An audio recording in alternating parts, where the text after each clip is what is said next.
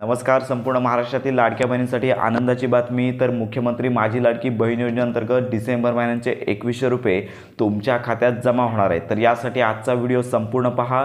आणि यामध्ये सगळ्यात महत्त्वाची बाब म्हणजे शिंदे सरकारचे जे मंत्री आहेत संजय शिरसाट, तर यांनी कालच जे पत्रकार परिषद होती तर याच्यामध्ये माहिती दिली आहे. चला तर ते काय म्हणाले ते पाहूया. जे पात्र आहेत त्यांना आता रेग्युलरली पैसे मिळतील.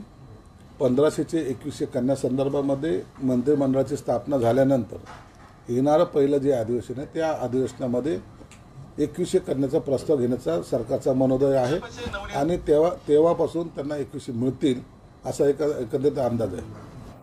तर अशा प्रकारे महत्त्वाची घोषणा झाली आहे. मुख्यमंत्री शपथविधी होईल आणि त्यानंतर अधिवेशन सुरू होईल.